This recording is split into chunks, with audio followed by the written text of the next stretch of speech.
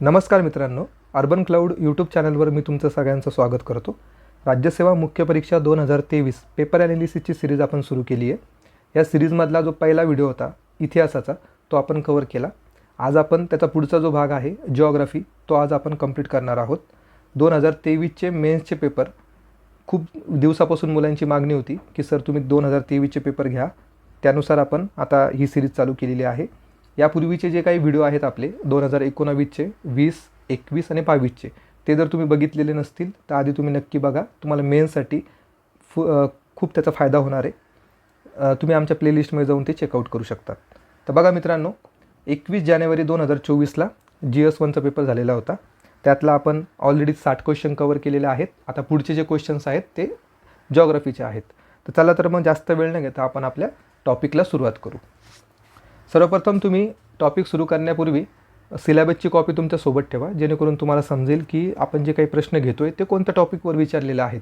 आणि या व्हिडिओच्या माध्यमातून तुम्हाला ज्याचे सोर्सेस कोणते होते, कुठून हे प्रश्न येतात, तर याचा पण मी तुम्हाला प्रश्नानुसार सांगण्याचा प्रयत्न करेल. आणि त्याचं लॉजिक काय वगैरे, ट्रिक वगैरे ह्या सगळ्या गोष्टी आपल्या या व्हिडिओमध्ये कवर होणारच आहेत. चला तर मग आपण सुरुवात करू. आच्छादनाचा अधिक प्लॅस्टिकचा जो प्रदेश आहे मोठ्या प्रमाणात पेरिडोटाईडने बनलेला असतो आणि ज्यावर लिथोस्फिअर तरंगते त्याला काय म्हणतो आपण.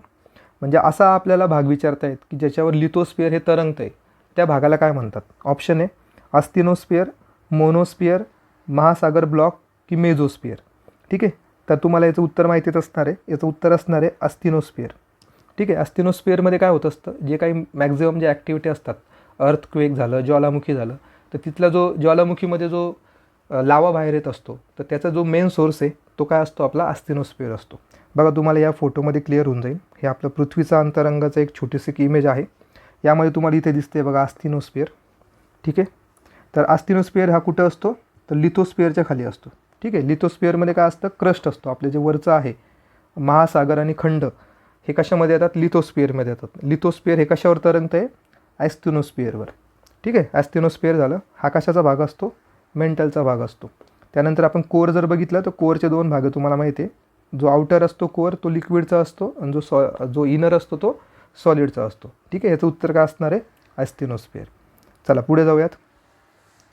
इसवी सन 1911मध्ये प्रकाशित झालेल्या खालीलपैकी कोणता ग्रंथ कुमारी एलन सेम्पल यांचा होता. तर हा जो प्रश्न आहे एलन सेम्पल किंवा पुढे आपल्याला येणारच आहे डिटर्मिनिझम काय, पॉसिबिलिझम काय, तर निसर्गवाद म्हणजे काय, तर ह्या ज्या काही गोष्टी आहेत, हा जो टॉपिक आहे तो आपला येतो मानवी भूगोलमध्ये. तर मानवी भूगोलाचा हा टॉपिक आहे. तर आपल्याला विचारता आहेत की ॲलन सेम्पल यांच्या ग्रंथाचं नाव काय. ऑप्शन आहे history of civilisation in England, त्यानंतर आहे इन्फ्लुएन्स ऑफ जिओग्राफिक इव्हिडन्स, त्याला आपण भौगोलिक पर्यावरणाचा प्रभाव असं म्हणतो, अँथ्रोपो जिओग्राफी, नन ऑफ द दिस. याचं उत्तर काय असणार आहे, 2 नंबर. ठीक आहे, इथं तुम्हाला बाजूला एक इमेज दिसते बघा, influences of geographic environment Ellen Churchill Semple. ठीक आहे, फॅक्च्युअल होता, 1 लाइनर होता. याचं उत्तर काय असणार आहे, 2 नंबर. ठीक आहे, चला पुढे जाऊयात आपण. आता पुढचा जो प्रश्न आहे काय विचारलं आहे आपल्याला ते 63 नंबरच्या प्रश्नामध्ये, नागरी प्रारूपाचे समकेंद्रीय वर्तुळ प्रतिमान सिद्धांत कोणी मांडला. इंग्लिशमध्ये जर वाचलं तुम्हाला लवकर लक्षात येईल. कॉन्सेंट्रिक झोन थेरी ही कोणी मांडली होती. ठीक आहे, आता ही कॉन्सेंट्रिक झोन थेरी जी आहे ती तुम्हाला सौदी या पुस्तकामध्ये भेटेल. सौदीचं जे काही शेवटचे चॅप्टर्स आहेत सौदीच्या पुस्तकामधले तर ते तुम्हाला भेटून जाईल. बघा इथे हा फोटो आहे, आपण तिथूनच काढलेला आहे. तर हे जे काही सिद्धांत आहे कॉन्सेंट्रिक झोन थेरीचा तो कोणी मांडला होता, E.W. बर्गेस यांनी मांडला होता. आणि हा कशाचा सिद्धांत आहे, जे आपण मानवी वसाहत वगैरे जे वाचतो, नागरीकरण किंवा मानवी वसाहत, तर त्याच्यामधला हा टॉपिक असणार आहे. तर याचं उत्तर काय असणार आहे आपलं, E.W. बर्गेस. ठीक आहे, ऑप्शनमध्ये बघा कुठे येते, 1 नंबरला ते ऑप्शन आहे. ठीक आहे, E.W. बर्गेस. तसा प्रश्न विचारलेला आहे सौदीमधून. चला पुढे जाऊयात आपण. बघा हाच जो प्रश्न आहे कॉन्सेंट्रिक झोन थेरीचा तर तो तुम्हाला इथे दिसेल. हा मागच्या PYQमध्ये 2021चं जे काही राज्यसेवा मेन्सचा पेपर होता त्याच्यामध्ये हा प्रश्न विचारलेला आणि हा प्रश्न रिपीट केला आयोगाने 2023ला. बघा, who propose the concentric zone theory of civil structure. बघा त्यावेळेस आन्सर काय दिलं होतं आपण, आपलं याचं ऑलरेडी एक्सप्लेनेशन घेतलेलं आहे. तुम्ही जर हा व्हिडिओ बघितलेला नसेल तर नक्की तुम्ही जाऊन बघा. आपण इथे डिस्क्रिप्शन बॉक्समध्ये किंवा आय बटनवर हा व्हिडिओ तुम्हाला अवेलेबल करून देऊ. EW बर्गेस, ठीक आहे, त्यावेळेस त्याचं उत्तर होतं. म्हणजे हा तसा प्रश्न 2023मध्ये आयोगाने काय केलेला आहे, कॉपी केलेला आहे. ठीक आहे. चला आता पुढचा प्रश्न आहे आपला. हा महत्त्वाचा प्रश्न आहे पुढचा.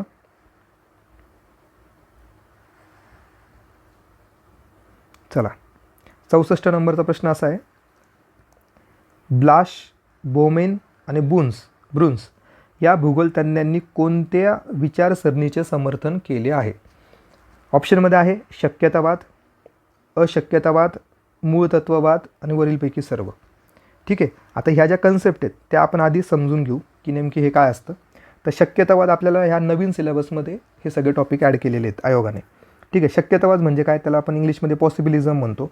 पॉसिबिलिझम म्हणजे काय, याच्यामध्ये जे काय असतं ह्युमन म्हणजे जे काही मानव असतो, मानवाला सर्वश्रेष्ठ मानलेलं असतं या विचारसरणीमध्ये.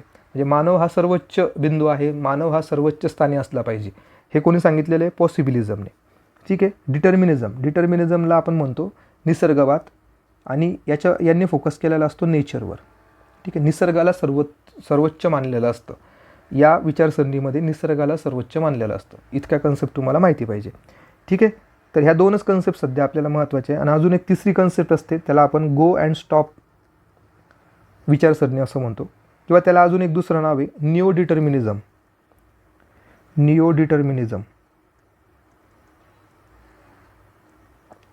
ठीक आहे.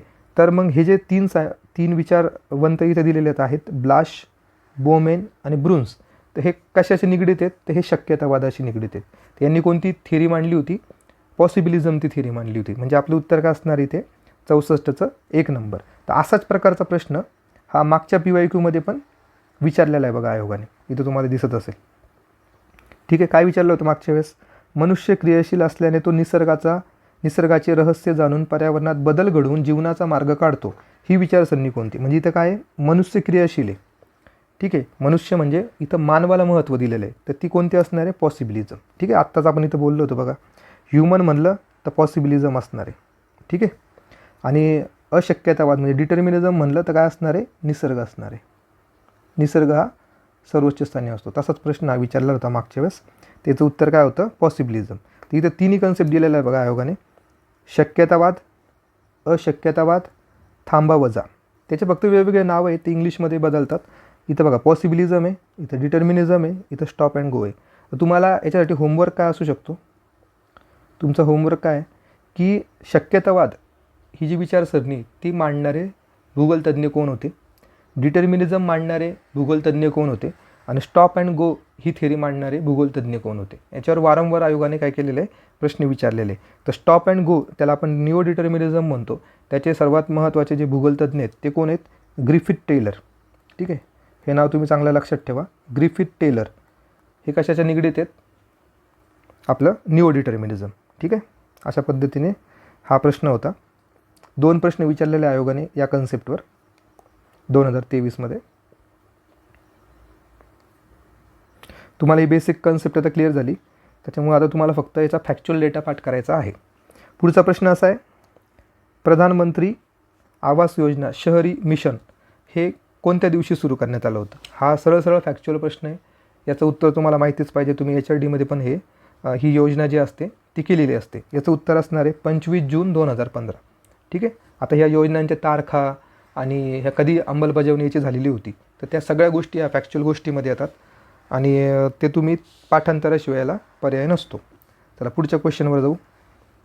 भारतीय नद्यांचा त्यांचे खोरे क्षेत्र आकारासंदर्भात चढता क्रम लावा. म्हणजे आपल्याला असेंडिंग ऑर्डर विचारलेली आहे नद्यांच्या खोऱ्यांच्या आकारानुसार. ठीक आहे. तर आता सिंपल क्वेश्चन हा, त्याच्यामध्ये तुम्ही कसं लॉजिक लावायचं की आपल्याला चढता क्रम विचारलेला आहे, म्हणजे शेवटचं जे ऑप्शन असणार आहे ते काय असणार आहे, सर्वात मोठं खोरं कोणत्या नदीचं आहे. तर आता जर आपण बघितलं ऑप्शनमध्ये सुवर्णरेखा, ब्राह्मणी नदी, तापी नदी, नर्मदा नदी आणि साबरमती नदी, ह्याच्यातलं सगळ्यात मोठं खोरं कोणत्या नदीचं असणार आहे, तर ऑब्व्हियसली नर्मदा नदीचं असणार आहे. नर्मदा नदी जी आहे, D नंबरचं ऑप्शन हे सगळ्यात शेवटी पाहिजे. ते कुठे आहे, 2 ऑप्शनमध्ये. म्हणजे हे जे ऑप्शन आहे 2 नंबरचं आणि 3 नंबरचं हे इथे एलिमिनेट होते.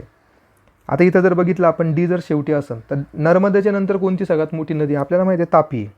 ठीक आहे. म्हणजे डीच्या आधी काय यायला पाहिजे, सी यायला पाहिजे. ते कुठे येते, इथे येते. म्हणजे आपलं उत्तर असणार आहे 4.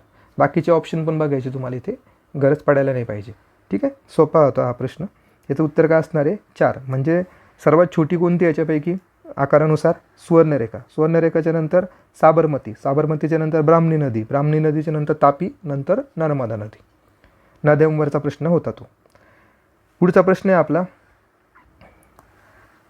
बरोबर नाही म्हणजे चुकीचं विधान आपल्याला सांगायचं आहे. पी आणि एस लहरी पृथ्वीच्या अंतर्गत भागात खालच्या थरात खूप खोलवर प्रवेश करतात. तेच बरोबर आहे. प्रायमरी आणि सेकंडरी जे वेव्ज असतात त्या पृथ्वीच्या खूप खोलपर्यंत प्रवास करत असतात. तर पहिलं विधान हे बरोबर आहे. त्यानंतर पृथ्वीच्या अंतरंगात सीमा थर हा सियाल थराच्या वर आढळतो. तर बघा बेसिक आहे. आपण जर अशी इथे पृथ्वी काढली आणि याचं हे अंतरंग काढलं तर वरचा जो लेअर असतो तो सियाल असतो. ठीक आहे, त्याला आपण थोडं मोठ्या ह्याच्यात लिहू. तो सियाल असतो आणि खालचा जो असतो तो सायमा असतो. ठीक आहे, सियाल म्हणजे काय, सिलिका ॲल्युमिनियम हे वरच्या थरात असतो आणि खाली जो असतो सिलिका आणि मॅग्नेशियम हा खालच्या थरात असतो. इथं काय म्हणत आहे, सीमा थर हा सियालच्या वर असतो. ते काय झालं, चुकीचं झालं हे विधान. त्यानंतर सी नंबरचं विधान, पृथ्वीच्या अंतरंगातील निफे थराला बॅरिस्पियर असे म्हणतात. बॅरिस्पियर म्हणतात असं म्हणतात ते. ठीक आहे, तर बघू आपण. हे जे आहे निफे म्हणजे निफे कुठे आढळतो, कोअरमध्ये आढळतो आणि कोअरला आपण काय म्हणतो, बॅरिस्पियर म्हणतो. ठीक आहे, म्हणजे सी नंबरचं विधान काय इथे बरोबर आहे. तुम्हाला इथे फोटो दाखवतो. बघा मित्रांनो, इथे तुम्हाला फोटो दिसतोय. हे जे पृथ्वीचं अंतरंग आहे त्यामध्ये जर हा पार्ट बघितला आपण पूर्ण, हा आहे आउटर कोर आणि इनर कोर. याला आपण काय म्हणत असतो, बॅरिस्पियर. ठीक आहे, याच्यामध्ये काय असतं, निफे असतं. निफे म्हणजे काय, निकेल आणि फेरम किंवा त्याला आयन असं म्हणतो. त्याच्यावरचा जो असतो मेंटल, त्याला प्रावरण असं म्हणतो आपण मराठीमध्ये. प्रावरण हा असतो आपला गाभा, वर असतं प्रावरण आणि त्याच्यावर असतं आपलं लिथोस्फिअर किंवा क्रस्ट. ते याला जे म्हणतो आपण मिडल पार्टला तो असतो पायरोस्फिअर. ठीक आहे, आता जर बॅरिस्फिअरवर जर प्रश्न आलेला असेल तर पायरोस्फिअरवर पण प्रश्न येऊ शकतो. आणि पायरोस्फिअरमध्ये कोणाचं कंपोजिशन असतं, सिलिका आणि मॅग्नेशियमचं. आणि त्याच्यावर जर आपण बघितलं त्याच्यावर असतं लिथोस्फिअर. ठीक आहे, लिथोस्फिअरमध्ये कशाचा समावेश होतो, crust, upper most mantle layer, silica आणि ॲल्युमिनियम. ठीक आहे, अशा पद्धतीने पहिलं असतं लिथोस्फिअर, त्यानंतर असतं पायरोस्फिअर आणि सगळ्यात जो कोरचा भाग असतो त्याला आपण म्हणतो बॅरिस्फिअर. त्याच्यावरच हे तिसरं विधान आपल्याला विचारलेलं होतं. पृथ्वीच्या अंतरंगात जो निफे थर असतो त्याला काय म्हणतो आपण, बॅरिस्फिअर असं म्हणतो. म्हणजे पहिलं विधान आणि शेवटचं विधान हे बरोबर आहे. जे बी नंबरचं विधान आहे ते काय ठरतं आहे, चुकीचं ठरतं आहे. म्हणजे हा सिम्पली प्रश्न कशावर विचारला गेला होता, पृथ्वीचे अंतरंग. बेसिक पार्ट होता, तुम्ही प्रीमध्ये पण याचा अभ्यास करत असतात, त्याच्यामुळे इझी कॅटेगरीतला हा प्रश्न होता. ए आणि सी आपलं उत्तर असायला हवं. पुढच्या प्रश्नावर जाऊयात. 68 नंबरचा प्रश्न जो आहे तो फॅक्च्युअल डेटा विचारलेला आहे आपल्याला. जे काही भूकंप झालेले आहेत त्यांची तारीख किंवा इयर आपल्याला विचारत असतात. आपल्याला एक टॉपिक आहे आपत्ती व्यवस्थापन GS4मध्ये, तिथं पण आपण याचा अभ्यास करत असतो आणि इथे पण आपल्याला अशा पद्धतीचे प्रश्न विचारले जातात. तर बघूयात आपण. यातलं आपल्याला एकच माहिती आहे, खिल्लारी. ठीक आहे, खिल्लारी भूकंप आपल्याला माहिती आहे कोणत्या इयरला आलेला होता. तर खिल्लारी जर आपण बघितलं तर 2 नंबर ऑप्शन असायला हवं, 1993. तर आपल्याला खिल्लारीविषयी सगळं माहिती पाहिजे तर आपण याच्या पुढचेही प्रश्न अटेम्प्ट करू शकतो. तर बघूयात आपण थोडक्यात माहिती घेऊयात. 30 सप्टेंबर 1993 रोजी रात्री 3:45 हा भूकंप झालेला होता. आणि जर बघितलं आपण याचं लोकेशन तर तेरणा नदी जी होती, तेरणा नदीचा उत्तरेचा भाग आणि स्पेसिफिक जर अजून आपण बघितलं तर उमरगा तालुका धाराशिवमधला आणि औसा तालुका लातूरमधला, असे हे जे 2 भाग होते इथे सर्वात जास्त नुकसान झालेलं होतं. जवळपास 52 गावे याच्यामध्ये उद्ध्वस्त झालेली होती, 52 गावे. आणि याचं जर आपण मॅग्निट्यूड बघितलं तर 6.4च्या आसपास याचं मॅग्निट्यूड होतं या भूकंपाचं. ठीक आहे, इतकी जी माहिती आहे ती आपल्याला बेसिक माहिती असायला हवी. 30 सप्टेंबर 1993 सगळ्यात महत्त्वाची डेट आहे आपल्यासाठी. खिल्लारी भूकंप तिथं झालेला होता. त्यानंतर कच्छ भूकंप जर आपण बघितला तर तो झाला होता 1890मध्ये, सर्वात जुना याच्यापैकी. ठीक आहे, 1890ला.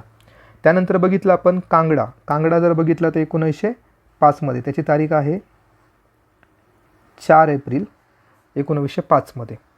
त्यानंतर आपण बघितलं तर उत्तर काशीचा जो भूकंप झालेला होता तर तो झालेला होता 1991. त्याची तारीख होती 20 ऑक्टोबर 1991. ठीक आहे, तर त्याचं जर आपण मॅग्निट्यूड बघितलं तर 6.8 होतं. ठीक आहे, आता याच्या व्यतिरिक्त पण एक असा भूकंप आहे जो की वारंवार विचारला जातो, त्याचं नाव आहे भुज इथे झालेला भूकंप. ठीक आहे, गुजरातमधलं भुज येथे झालेला भूकंप. याची तारीख महत्त्वाची आहे, भरपूर वेळा विचारली जाते. 26 जानेवारी म्हणजे आपल्या प्रजासत्ताक दिनी 2001 हा भूकंप झालेला होता. तर हा पण इन्सिडेंट जो आहे तो तुम्ही लक्षात ठेवा. म्हणजे आपलं उत्तर इथं काय असायला हवं, 3 नंबर. ठीक आहे, म्हणजे अशा प्रकारचे पण प्रश्न आपल्याला भूगोलमध्ये विचारले जातात. पुढचा आहे आपला भूरूपांवर प्रश्न विचारलेला आहे. हिम नदीने तयार केलेल्या सरोवरांना प्लाय सरोवर असे म्हणतात. तर हे पहिलं विधान चुकीचं आहे. ठीक आहे, आपल्याला काय विचारलेलं आहे, चुकीचं सांगा.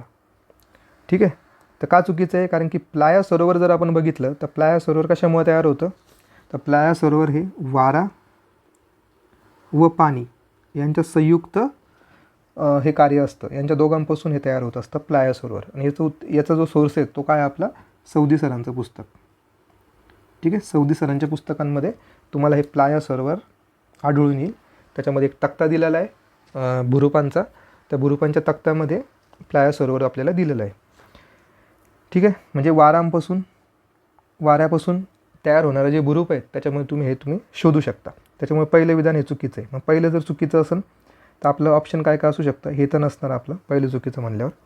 ठीक आहे, नंतर आहे नेदरलँडचे मैदान हे कुएस्टा प्रकारचे मैदान आहे. तर हे जर बघितलं तर हे बरोबर आहे. आणि कुएस्टा मैदाने हे चुनखडी प्रदेशात येतात, तर हे चुकीचं आहे. कारण की चुनखडी प्रदेशामध्ये कोणते येतात, कास्ट प्रकारचे मैदानं. कास्ट प्रकारचे जे मैदान असतात तर ते कुठं तयार होतात, चुनखडीच्या प्रदेशामध्ये तयार होतात. तर कुएस्ट प्रकारचे जे मैदान आहे ते तिथं तयार होत नाही. त्याच्यामुळे सी नंबरचं विधान इथं चुकलेलं आहे. म्हणजे ए चुकलेलं आहे आणि सी चुकलेलं आहे. म्हणजे आपलं उत्तर काय असायला हवं, 3 नंबर. फक्त याच्यामध्ये काय बी बरोबर आहे. भूरूपांवरचा हा प्रश्न होता. पुढे जाऊयात. हा पण एक म्हणजे आपण त्याला म्हणू खडकांवरचाच प्रश्न आहे. पहिलं विचारलं त्यांनी बॅथोलिथ रॉक्स. ठीक आहे, नंतर आहे लॅकोलिथ रॉक्स. ह्या दोन याच्यावर विचारलेले प्रश्न बघूयात आता आपण. बॅथोलिथ खडक आकाराने मोठे असतात पण ते खूप खोलवर नसतात. इथं चुकलं बघा, कारण की आपण जर असं स्ट्रक्चर बघितलं, हे समजा हा डाईक आहे, डाईकच्या खाली हा जो मोठा खडक असतो खालचा बेस खडक त्याला आपण म्हणू, तो बेस खडक जो असतो तो बॅथोलिथ असतो, बॅथोलिथ. आणि याच्यावर जो असा घुमटाकार जो खडक असतो, असा घुमटाकार जो असतो आणि थोडे आकाराने छोटे असतात, तर ते असतात आपले लॅकोलिथ. आणि जे असे सरळ किंवा असे साईडला जे असतात त्याला आपण डाईक असं म्हणतो. ठीक आहे, तर हे बेसिक माहिती आहे याच्यामध्ये. अजून याच्यामध्ये असतो लोपोलिथ. ठीक आहे, थोडा बशीच्या आकाराचा असतो तो. लॅकोलिथ घुमट्यासारखा असतो. बॅथोलिथ म्हणजे खूप मोठ्या प्रमाणात असतो तो आणि खूप खोलवर असतो, तो असतो बॅथोलिथ. नावातच आहे बॅथोलिथ. ठीक आहे, त्याच्यामुळे पहिलं विधान चुकीचं आहे, कारण की ते खूप खोलवर नसतात असं ते म्हणतायत, पण ते असतात, खोलीवर असतात. हे खोलीवर असतात.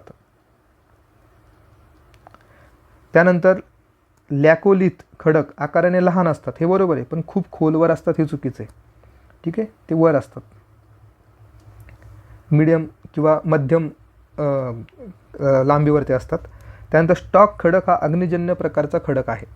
तर हे जर विधान आपण बघितलं तर हे बरोबर आहे. स्टॉक नावाचा जो खडक आहे तो अग्निजन्य म्हणजे आपण इग्नियस टाईपचा तो रॉक आहे, तर हे बरोबर आहे. म्हणजे याच्यातलं फक्त सी नंबरचं विधान बरोबर आहे आणि ए आणि बी हे चुकीचं आहे. आणि आपल्याला काय विचारलेलं इथे, चुकीचं सांगा. ठीक आहे, बरोबर नाही असं सांगा. तर मग आपलं उत्तर काय असणार इथे, अ आणि ब. पुढचा प्रश्न आहे, युनोच्या सर्वसाधारण सभेने 2023 हे वर्ष आंतरराष्ट्रीय अन्नधान्य म्हणजे मिलेट वर्ष म्हणून कधी घोषित केलं. ठीक आहे, आता याची एक्झॅक्ट तारीख तुम्हाला माहिती पाहिजे. जर तुम्हाला सरळ प्रश्न आला असता की 2023 हे वर्ष कोणतं वर्ष म्हणून साजरं केलं गेलं तर तुम्ही लगेच उत्तर दिलं असतं. पण आयोगाने तिथं काय केलेलं आहे, तुम्हाला घोषणा करण्याची तारीख विचारलेली. ठीक आहे, फॅक्च्युअल प्रश्न आहे हा. याचं उत्तर असणार आहे मार्च 2021. ठीक आहे, आता पेपरमध्ये अशा प्रकारचे जे प्रश्न असतात ते खरं तर तुम्हाला माहिती असेल, ती डेट माहिती असेल तर तुम्ही द्यायला पाहिजे उत्तर. नसेल माहिती तर तुम्ही खरंच स्किप करायला पाहिजे, कारण की अशा प्रकारचे जे प्रश्न असतात ते आपल्या इगोला हर्ट करतात, की नाही याचं उत्तर मला द्यायलाच हवं. त्याच्यामुळे असे प्रश्न चुकत असतात.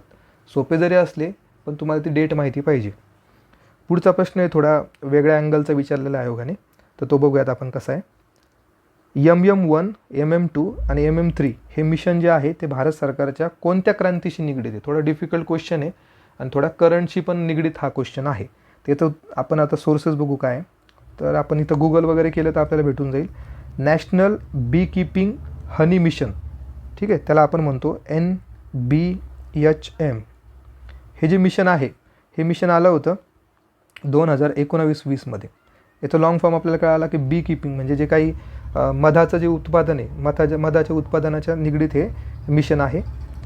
त्यानंतर जर बघितलं आपण नॅशनल बी बोर्ड, नॅशनल बी बोर्ड त्यालाच आपण म्हणतो NBB. ची स्थापना जर बघितली आपण ती झाली होती 19 जुलै 2000मध्ये. ठीक आहे, तर या मिशनच्या अंतर्गत इथं तुम्हाला दिसत असेल बघा, या मिशनच्या अंतर्गत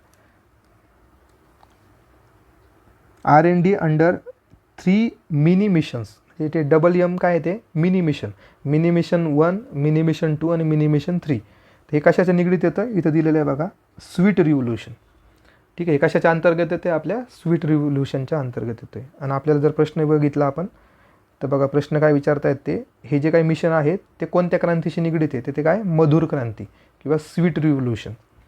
ठीक आहे, आता हा प्रश्न कसा आहे, जर तुम्हाला ह्या MM चा अर्थ माहिती असेल, तुम्ही वाचलेला असेल करंटमध्ये, तर तुम्हाला असे प्रश्न येतात, नाहीतर तुम्ही असे प्रश्न स्किप करायला हवे. पुढे जाऊयात आपण. महाराष्ट्र राज्याच्या मंत्रिमंडळाने पंतप्रधान पीक विमा योजना राबवण्याचा निर्णय कधी घेतला? आता हा प्रश्न कसा आहे, पंतप्रधान पीक विमा कधी सुरू झाली अशावरचा प्रश्न नाही. हा प्रश्न काय विचारला आहे तुम्हाला, की महाराष्ट्राच्या मंत्रिमंडळाने याची घोषणा कधी केली किंवा निर्णय कधी घेतला. तर हा थोडा डिटेल क्वेश्चन झाला, कारण आपल्याला ती एक्झॅक्ट तारीख माहिती हवी की मंत्रिमंडळाने हा निर्णय कधी घेतला होता. तर बघा ऑप्शन पण जर बघितले आपण, जानेवारी, फेब्रुवारी, एप्रिल, मे 2016 असं दिलेलं आहे. त्याचं उत्तर काय असणार आहे? 3 नंबर, एप्रिल 2016. ठीक आहे, असे प्रश्न जे असतात ते खूप ट्रिकी असतात, कारण की आपल्याला अशी ती तारीख माहिती नसते आणि त्यातल्या त्यात पेपरमध्ये आपल्याला अजून टेन्शन असतं. त्याच्यामुळे तुम्ही असे प्रश्न एक तर स्किप करा, नाहीतर थोडं लॉजिक लावण्याचा प्रयत्न करा. बस, याच्या व्यतिरिक्त तुम्ही काही करू शकत नाही. पण माझा सल्ला असेल तुम्ही असे प्रश्न तरी स्किप करायला पाहिजे, कारण की जर आपण बघितले टोटल प्रश्न 55 किंवा 60च्या आसपास असतील, त्याच्यापैकी जर तुम्ही 5 क्वेश्चन जरी स्किप केले तरी तुमचा स्कोर चांगला बऱ्यापैकी येऊ शकतो. पुढचा प्रश्न आहे, हा पण थोडा युनिक क्वेश्चन आहे. 74 नंबरचा प्रश्न आपण बघतो. इथे काय केलेलं आहे, शेती साधनं दिलेले आहेत आणि त्यांचं नाव दिलेलं आहे, ते कशासाठी यूज करतात अशा पद्धतीने. तर विळा आपल्याला माहिती आहे वैभव विळा असतो, म्हणजे आपण एकचं जर उत्तर 3 दिलं, एकचं उत्तर 3 2 ठिकाणी. ठीक आहे, त्यानंतरचे आपल्याला माहिती पाहिजे की कशाचं नाव काय आहे. आता आंबा काढणी जे यंत्र आहे, आंबा काढणी यंत्र, त्याला काय नाव दिलेलं इथं? नूतन झेला. बघा इथं दिसतंय तुम्हाला, नूतन झेला. वैभव काय आहे? विळा आहे. ठीक आहे, त्यानंतर इथे बाकीचं सायकल, कोळपे, बाकीचे आपल्याला गरज नाही, आपल्याला हे 2च गोष्टीचं महत्त्व आहे. तर बघा विळा जर बघितला तर वैभव विळा आहे आणि आंबा काढणी यंत्राचं नाव काय आहे? नूतन. ठीक आहे, म्हणजे बचं काय पाहिजे? 2, बचं 2 येऊन गेलं तुमचं उत्तर. ठीक आहे, म्हणजे आपलं उत्तर काय असणार आहे? 2 नंबर. म्हणजे हे या शेती साधनांपैकी 2 जरी साधनं तुम्हाला माहिती असले तरी तुम्ही तुमच्या उत्तरापर्यंत पोहोचतात. भुईमुंग कुदळ याचं नाव काय आहे? स्वास्तिक. ठीक आहे, आणि दाताळी फावडा त्याचं नाव काय आहे? अंकुर. ठीक आहे, अशा पद्धतीने ह्या जोड्या असणार आहेत. चला पुढच्या प्रश्नावर जाऊ. हा कृषीचा पार्ट त्यांनी याच्यामध्ये टाकला होता.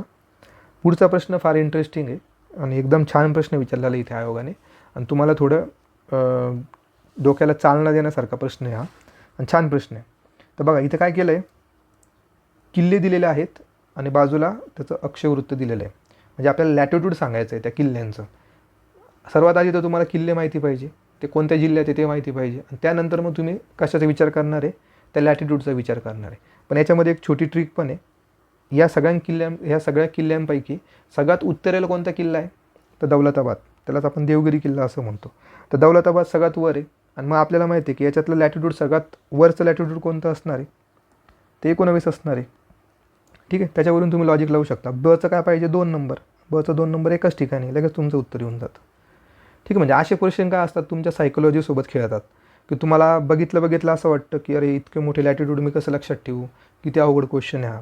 पण तुम्ही जर एक ऑप्शन तुम्हाला माहिती असतं, एक छोटंसं लॉजिक जर तुम्ही लावलं तर तुम्ही लगेच या प्रश्नापर्यंत पोहोचतात. तर बघा आता आपण बाकीचे पण बघून घेऊ.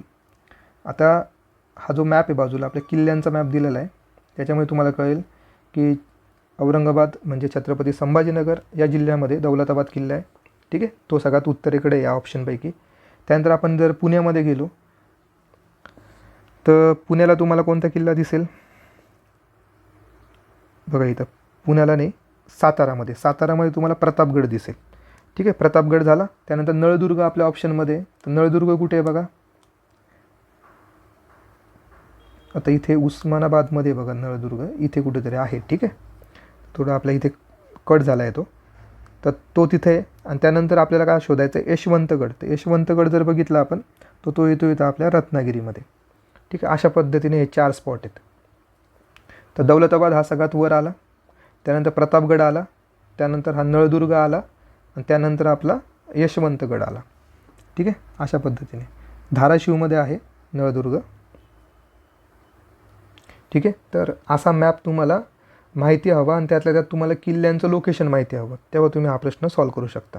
म्हणजे प्रतापगड जो आहे त्याचे असणारे 17 डिग्री, त्यानंतर नळदुर्ग जर बघितला आपण तो 17 डिग्रीचे, पण याच्या खाली बघा प्रतापगडच्या खाली येतो. ठीक आहे, इथे 81, इथं 93 आहे. त्यानंतर यशवंतगड हा रत्नागिरीमध्ये आता सगळ्यात खाली असणार आहे, त्यामुळे याचं काय असणार आहे 15 डिग्री. ठीक आहे, अशा पद्धतीने हा प्रश्न होता. एकदम छान प्रश्न होता. असा जो प्रयत्न आहे तो आयोग हा प्रीमध्ये पण करू शकतं, त्याच्यामुळे तुम्ही याच्यासाठी तयार राहा. 76 नंबरचा प्रश्न आपण बघतोय. पाचगणी येथे सापडलेला जो जांभा खडक आहे हा बेसॉल्टच्या रासायनिक विदारणापासून तयार झालेला आहे. तर बघा 76 नंबरचा जो पहिला ऑप्शन आहे ते यस बरोबर आहे. बेसॉल्टच्या रासायनिक विदारणामुळं हा जांभा खडक तयार झालेला आहे. महाबळेश्वर येथे जांभा खडक आढळतो, महाबळेश्वर येथे, आणि तो 3000 मिमी किंवा पेक्षा जास्त पाऊस पडतो तिथे. तर आपल्याला माहिती आहे जांभा खडक जिथं असतो तिथं जास्त पाऊस पडत असतो, त्याच्यामुळेच तो जांभा खडक तयार झालेला असतो. कोकण किनारपट्टीच्या प्रदेशात जांभा खडक हा दुय्यम स्वरूपाचा असतो. यस, हे पण बरोबर आहे, कारण की तो तिकडचा कोल्हापूरचा जो भाग आहे तिथं चांगल्या पद्धतीचं जांभा खडक आढळतो. हा दुय्यम प्रकारचा आढळतो. म्हणजे आपलं उत्तर काय असणार इथं अ, ब, क सगळे विधानं बरोबर आहेत. आपल्याला काय विचारलेलं आहे, बरोबर विधान विचारलेले. आता रिया किनारे हे केव्हा तयार होतात, तो ऑप्शन आहे मुहाने पाण्याखाली जातात तेव्हा, डेल्टा पाण्याखाली बुडाल्यावर, उंचावरील अडथळा निर्माण होतो तेव्हा, आणि यापैकी नाही. तर आपल्याला माहिती आहे की जे रिया प्रकारचे जे किनारे असतात ते कसे असतात, जास्त दंतूर असतात, खूप खोल असतात ते किनारे. त्याच्यामुळे इथं जर बघितलं एस्ट्युरीज आर सबमर्ज, जेव्हा हे खाड्या सबमर्ज झालेल्या असतात तिथं थोडा खोलगट भाग तयार होतो आणि त्या क्रियेमुळे काय होतं, रिया प्रकारचे किनारे तयार होतात. त्याच्यामुळे याचं उत्तर काय असणार आहे, फर्स्ट ऑप्शन. त्यानंतर पुढे जाऊयात आपण. पुढचा प्रश्न आहे तो इंटरेस्टिंग आहे, कारण की आपल्याला इथे आफ्रिका खंड विचारलेला आहे. तांबड्या समुद्रापासून तर झांबेजी नदीपर्यंतच्या म्हणजेच उत्तरेकडून दक्षिणेकडे अनेक सरोवर आहेत, त्यांची उत्तरेपासून दक्षिणेपर्यंत आपल्याला क्रमाने मांडणी करायची. इथे 4 सरोवरं दिलेली आहेत, न्यासा सरोवर, अल्बर्ट सरोवर, एडवर्ड सरोवर आणि टांगानिका सरोवर. तर बघा इथे आपल्याला बाजूला इथे आफ्रिकेचा तुम्हाला मॅप दिसतोय, ऑक्सफर्डचा मॅप आहे हा, ऑक्सफर्ड पुस्तकातला. ठीक आहे, याच्यामध्ये आपण जर बघितलं तर झांबेजी नदी तुम्हाला इथे दिसते बघा, ही झांबेजी नदी आहे. ठीक आहे, ही झांबेजी नदी आहे. इथून आपल्याला वर काय आपल्याला माहिती इथं तांबडा समुद्र आहे, इथे वर कुठेतरी. ठीक आहे, इथं तांबडा समुद्र आहे बघा, हा इथं रेड सी आहे. ठीक आहे, हा रेड सी दिसतो इथं तुम्हाला. तर रेड सीच्या खाली इथे झांबेजी नदी आहे. ते एवढ्या मोठ्या स्पॅनमध्ये कोणकोणते सरोवर आहेत त्यांचा आपल्याला उत्तरेकडून दक्षिणेकडे क्रम लावायचा. तर बघूयात आपण. तर सगळ्यात वर बघा इथं तुम्हाला दिसेल, सगळ्यात वर कोणतं असणार आहे, तर बघा इथे दिसतोय अल्बर्ट लेक. ठीक आहे, दिसला इथं अल्बर्ट लेक आहे. अल्बर्ट लेकच्या खाली जर बघितलं आपण ते एडवर्ड लेक आहे. ठीक आहे, एडवर्डच्या खाली आपण बघितलं तर 3 नंबरला येतो आपला टांगानिका. टांगानिको नावाचा सरोवर आहे. आणि त्याच्या खाली जर आपण बघितलं तर लेक न्यासा. ठीक आहे, तर अशा पद्धतीने हे 1 नंबरला आहे, हे 2 नंबरला आहे, हे 3 नंबरला, आणि जो न्यासा नावाचा आहे तो 4 नंबरला आहे. अशा पद्धतीचा तो क्रम आहे. मग तुम्हाला एकदम डिटेलमध्ये हे लेक माहिती पाहिजे आणि त्यातल्या त्यात आफ्रिका खंडावरचा हा प्रश्न विचारलेला आहे. म्हणजे जर तुमचं मॅप रिडिंग थोडं वीक असेल आणि त्यातल्या त्यात आपण काय करतो की मेन्सच्या वेळेस आपण थोडं जॉग्रफीकडे म्हणजे जे काही वर्ल्ड जॉग्रफी असतो त्याच्याकडे आपण थोडं दुर्लक्ष करत असतो. पण आयोगाने इथे काय केलं, आपल्याला वर्ल्ड जॉग्रफीवरचा प्रश्न विचारला. ठीक आहे, तर मग असे प्रश्न सगळ्यांना सॉल्व नाही होत. ठीक आहे, आणि त्यातल्या त्यात हे जे लेख आहेत ते कसे थोडे अननोन आहे आपल्यासाठी. त्याच्यामुळे असे प्रश्न जर तुम्ही वाचलेला असन येत असन तर सॉल्व करा, नाही तर नका करू. ठीक आहे, चला याचं उत्तर आपण बघूयात काय असणार आहे. तर बघा आता इथे सगळ्यात उत्तरेकडे कोणतं आहे आपला अल्बर्ट सरोवर आहे, त्यानंतर एडवर्ड आहे, एडवर्डच्या नंतर टांगानिका आहे, आणि नंतर आहे सगळ्यात खाली साऊथला न्यासा सरोवर. म्हणजेच आपलं उत्तर असणार आहे 4 नंबर. ठीक आहे, चला पुढे जाऊयात. खालील रूपांतरणाची रूपे जुळवा. म्हणजे इकडे काही खडक दिलेले आहेत आणि त्याचं रूपांतर झाल्यावर कोणत्या खडकांमध्ये त्याचं निर्मिती होते ते आपल्याला विचारलेलं. हा एकदम बेसिक क्वेश्चन आहे आपल्या खडक या टॉपिकमधला. तर ग्राफाईटपासून काय बनतं, तर दगडी कोळसा. यस, हे सगळ्यांना माहिती असणार आहे. अचं काय पाहिजे 3 नंबर. ठीक आहे, 2 ठिकाणी. त्यानंतर स्लेटपासून काय बनतं, तर इंग्लिशमध्ये जर बघितलं आपण क्ले. ठीक आहे, चिकणमाती. क्वार्टझाईटपासून काय आहे, तर वाळूचा खडक आहे. आणि संगमरवर चुनखडी. ठीक आहे, मग आपलं उत्तर काय असणार आहे 2 नंबर. चला पुढे जाऊयात. आता हा भूकंप लहरी वनचा प्रश्न आहे. बरोबर विधान आपल्याला सांगायचे आहेत. पहिलं, प्राथमिक आणि दुय्यम भूकंप लहरीच्या पृथ्वीच्या अंतरंग भागातील प्रवासाच्या स्वरूपावरून पृथ्वीच्या अंतरंगातील थराच्या रचनेसंबंधी ज्ञान प्राप्त करता येते. यस, बरोबर आहे. प्रायमरी आणि सेकंडरी ज्या वेव्ज असतात ते जेव्हा तिथून ट्रॅव्हल करतात पृथ्वीच्या अंतरंगातून तेव्हा आपल्याला कळतं की आतमधली रचना कशा पद्धतीची आहे. त्याच्यामुळे पहिलं विधान आहे बरोबर आहे. त्यानंतर प्राथमिक आणि दुय्यम भूकंप लहरीच्या पृथ्वीच्या अंतर्गत भागातील प्रवासाच्या स्वरूपावरून पृथ्वीच्या अंतरंगातील वेगवेगळ्या थरांचे रचनेविषयी ज्ञान प्राप्त होत नाही. हे चुकीचं आहे. ज्ञान प्राप्त होतं आपल्याला रचनेविषयी. त्यानंतर भूकंप लहरी या पृथ्वीच्या अंतरंग भागातून प्रवास करीत नाही. असं कसं काय असू शकतं, ते तर प्रवास करतात. त्याच्यामुळे हे पण चूक आहे. त्यानंतर पृथ्वीचा अंतरंग भाग हा वेगवेगळ्या थरांचा बनलेला नसून सर्वत्र एकच थर आहे. सगळीकडे एकच लेअर असं म्हणतात. आपल्याला तर माहिती आहे क्रस्ट असतं, त्याच्यानंतर मॅन्टल असतं, त्याच्यानंतर कोअर असतं. त्याच्यामुळे हा पण जो काही विधान आहे ते पण चुकीचं आहे. त्याच्यामुळे BCD हे चुकीचं आहे. फक्त A नंबरचं विधान आहे बरोबर आहे. म्हणजे आपलं उत्तर काय असायला हवं 2 नंबर. पुढचा प्रश्न जो आहे तो कॅन्सल झालेला आहे. DRDOचा प्रश्न आहे हा, DRDO. ठीक आहे, आता या प्रश्नाचं जे एक्सप्लेनेशन आहे ते आपल्या यूट्यूब चॅनलवर आहे. यूट्यूबवर आहे आपल्या. तर यूट्यूबवर तुम्ही जे काही फायनल आन्सर की आली होती त्या दिवशी आपण तो व्हिडिओ बनवलेला आहे. GS1 मधले कोणते क्वेश्चन कॅन्सल झाले, GS2 मधले कोणते झाले त्याचं एक्सप्लेनेशन आपण त्या व्हिडिओमध्ये दिलेलं आहे. तर तो व्हिडिओ तुम्ही नक्की बघा. या प्रश्नाचं पण एक्सप्लेनेशन तुम्हाला त्या व्हिडिओमध्ये भेटून जाईल. तर त्या व्हिडिओची पण मी लिंक देऊन टाकतो डिस्क्रिप्शन बॉक्समध्ये. तर तो व्हिडिओ तुम्ही नक्की बघा. याचं एक्सप्लेनेशन तिथं आपण दिलेलं आहे. जर आपण बघितलं भूगोल या टॉपिकमध्ये एकच क्वेश्चन फक्त कॅन्सल झालेला आहे आणि मागचा जो व्हिडिओ होता इतिहासाचा त्याच्यामध्ये एकही क्वेश्चन आयोगाने कॅन्सल केलेलं नाही आहे. ठीक आहे, त्याच्यामुळे ते तुम्ही लक्षात ठेवा. पुढे आहे कोकणातील जिल्हे आणि त्यामध्ये वाहणाऱ्या नद्या याबाबत आपल्याला अयोग्य विधान विचारलेलं आहे. ठीक आहे, आता कोकणातल्या म्हणजे पश्चिम वाहिनी नद्या आपल्याला विचारलेल्या आहेत इथे. पहिलं विधान रायगडमध्ये कोणकोणत्या नद्या आहेत. ठीक आहे, त्याच्यानंतर रत्नागिरी, सिंधुदुर्ग, पालघर. आपल्याला चुकीचं सांगायचं आहे. तर बघा इथे रायगडचं आपण चेक करू. पाताळगंगा, अंबा, कुंडलिका आणि बाव. तर पहिल्या ज्या 3 नद्या आहेत त्या येतात रायगडमध्ये, पण जी बाव नावाची नदी आहे ती कुठे येते, रत्नागिरीमध्ये येते. ठीक आहे, रत्नागिरी. आणि त्यातल्या त्यात ही जी नदी आहे बाव नावाची नदी ही कोणाची उपनदी आहे, शास्त्री नावाच्या नदीची उपनदी आहे, शास्त्रीची उपनदी. परत पुढचा प्रश्न असा फॉर्म होतो की शास्त्री जी नदी आहे ती कोणती खाडी तयार करते, ती जयगडची खाडी तयार करते, जयगड खाडी.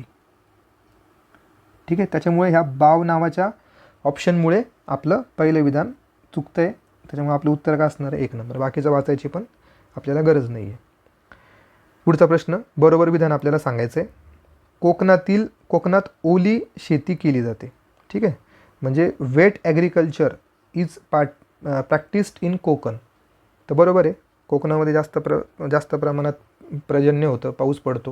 त्याच्यामुळे तिथली जी शेती असते ती ओली प्रकारची शेती असते. आणि जी मराठवाड्यातली शेती ती कोणत्या प्रकारची असते, कोरडवाहू शेती असते. त्याच्यामुळे पहिलं विधान बरोबर आहे. कोकणात जलसिंचन उपलब्ध असल्याने ओली शेती केली जाते, हे चुकीचं आहे.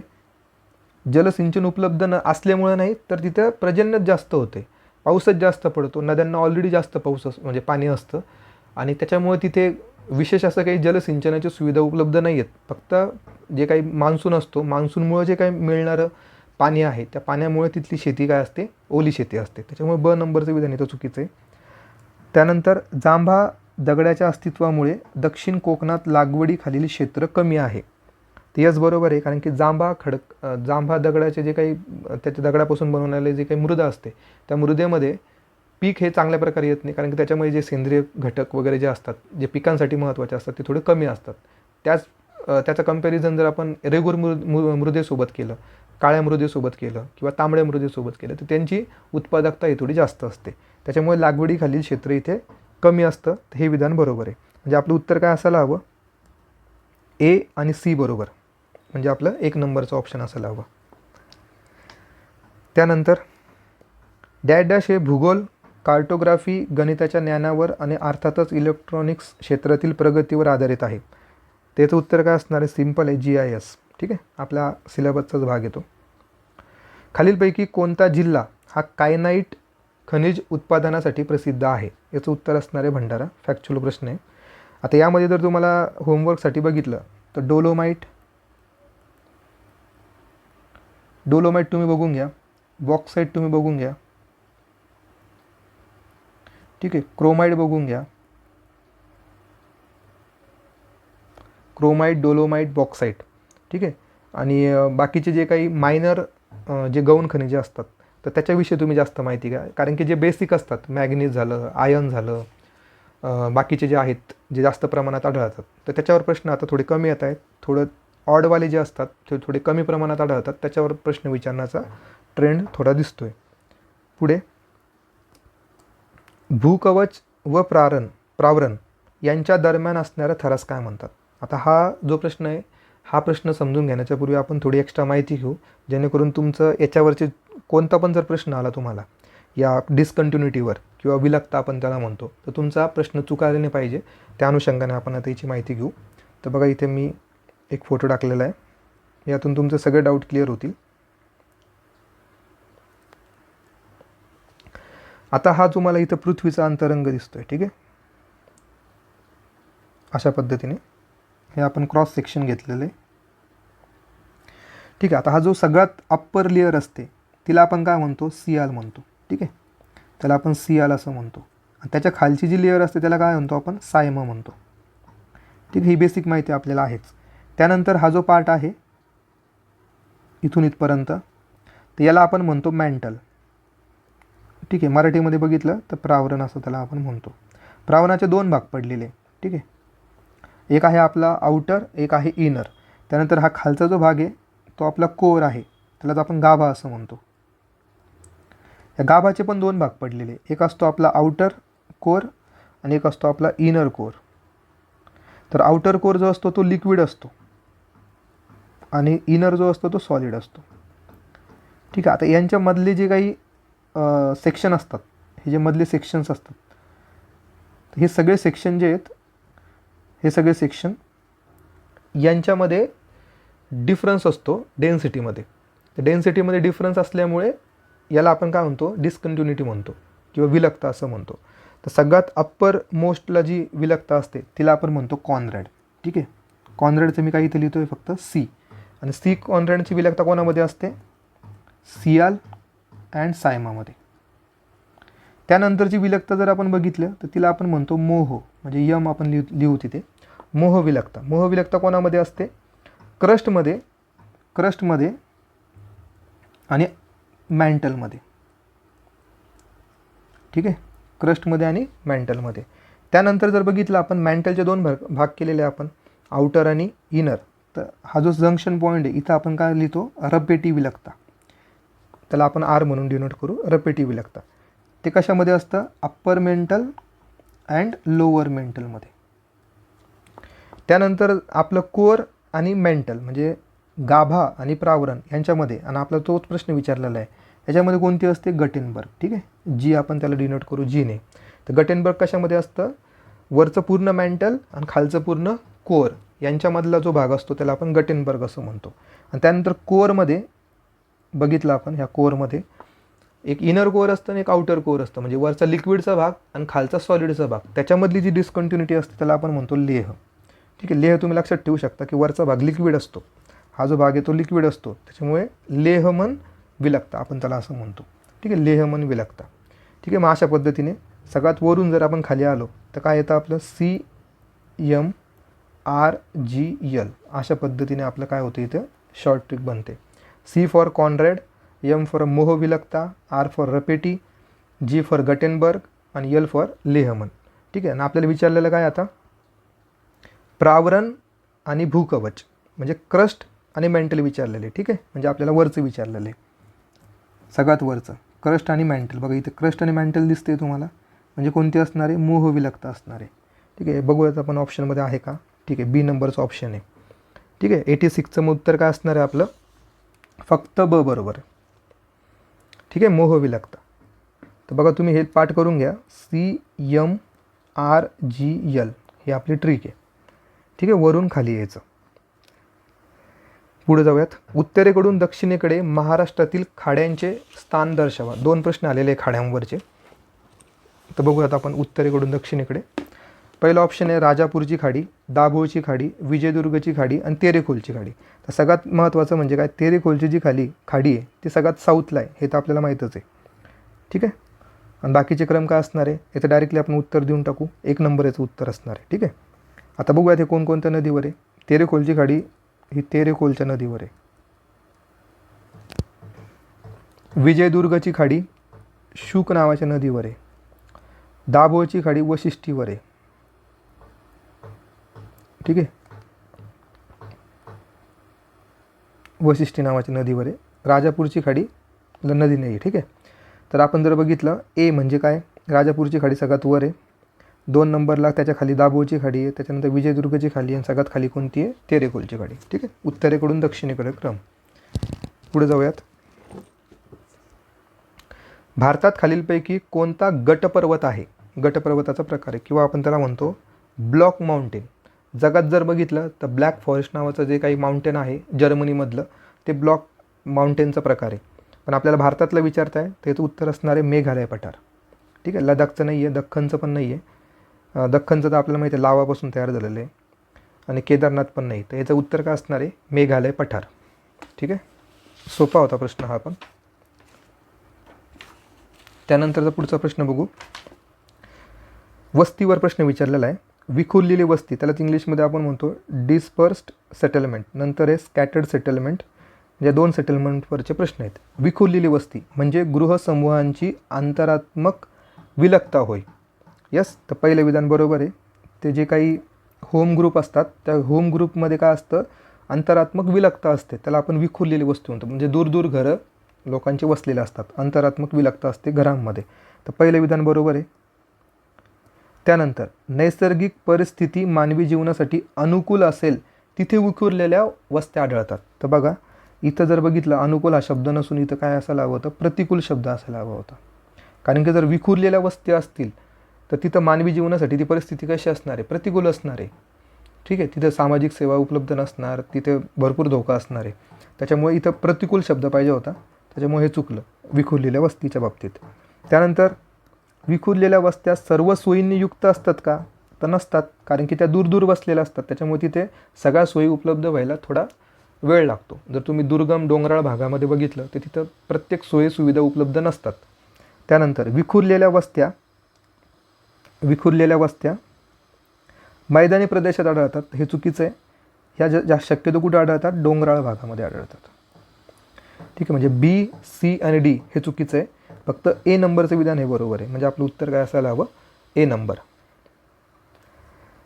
त्यानंतरचा पुढचा प्रश्न आहे मसाई लोकांच्या वसाहती या वर्तुळाकार असतात त्यांना काय म्हणतात. ऑप्शन आहे झुलती वस्ती, क्रॉल, वेदिकाकार आणि चौकपटाकार म्हणजे चेकरबोर्ड. त्याचं उत्तर असणार आहे क्रॉल. त्या मसाई लोकांचे जे काही घर असतात त्याला क्रॉल असं म्हणतात. ठीक आहे, फॅक्च्युअल प्रश्न आहे. पुढे जाऊयात आपण. विधानं दिलेले आहेत. सह्याद्रीच्या पूर्वेकडील उतारावर पावसाचे प्रमाण कमी असतं. यस बरोबर आहे. तिथं कोणता प्रदेश असतो आपला? पर्जन्य छायेचा प्रदेश असतो. तर हे बरोबर आहे.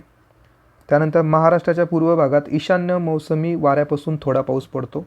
तर हे विधान काय आहे? बरोबर आहे. म्हणजे आपल्या नागपूर साईडचा जो भाग आहे तिथं थोडा पाऊस पडतोच ईशान्य मोसमी वाऱ्यापासून. महाराष्ट्राच्या अतिपूर्वेकडे पर्जन्याचे प्रमाण कमी होत जाते. हे चुकीचं आहे. कारण की आपल्याला माहिती आहे, जर आपण महाराष्ट्र बघितला तर इथं आपल्याला माहिती आहे इथं कमी पाऊस पडतो, पण इकडे जो पाऊस आहे पूर्वेकडे अतिपूर्वेकडे तो वाढत जातो. ठीक आहे. म्हणजे हे विधान जे आहे कमी होतं ते इथं वाढलेलं पाहिजे होतं. ठीक आहे. म्हणजे 3 नंबरचं विधान हे चुकीचं आहे, पण 1 आणि 2 हे बरोबर आहे. म्हणजे आपलं 1 नंबरांत उत्तर असायला हवं. 92 नंबरचा प्रश्न. हवेच्या अंगी आकुंचन आणि प्रसरण पावण्याचा गुणधर्म असतो. तर यस, कॉन्ट्रॅक्शन आणि एक्सपान्शन होऊ शकतं एअर. त्याच्यामुळे पहिलं विधान हे बरोबर आहे.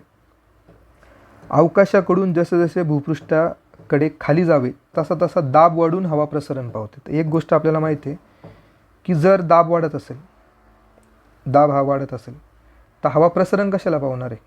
तर प्रसरण पावणार आहे का हवा? नाही. ठीक आहे. प्रसरण केव्हा पावते हवा? जेव्हा त्याचा दाब कमी असतो.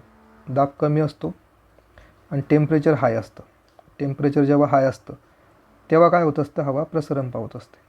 ठीक आहे. ही एक कंडिशन आहे. पण दाब जर वाढलेला असेल तर प्रसरण पावणार आहे का? तर नाही. त्याच्यामुळे हे जे 2 नंबरचं विधान आहे हे चुकीचं ठरतं इथं. फक्त 1 नंबरचं विधान हे बरोबर आहे. म्हणजे अ बरोबर आणि ब चूक. 3 नंबर आपलं इथं उत्तर असायला हवं. ठीक आहे. चला पुढे जाऊयात.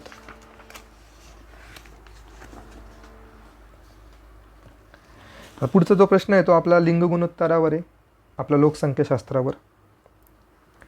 2000 आता बघा याच्यामध्ये जर आपण लॉजिक लावायचं बघितलं तर आपल्याला 2011ची लिंग गुणोत्तर आपल्याला माहिती आहे किती असणार आहे ते. त्यातल्या त्यात भारताचं विचारलेलं आहे. 2011ची लिंग गुणोत्तर असणार आहे 943. म्हणजे डचं ऑप्शन काय पाहिजे? 2. डचं ऑप्शन हे 3 ठिकाणी दिलेलं आहे. ठीक आहे. त्यानंतर 2001चं पण आपल्याला माहितीच असतं. 2001चं किती होतं? 933. ठीक आहे. बघा इथं बाजूच्या फोटोमध्ये दिसते तुम्हाला 933, 943.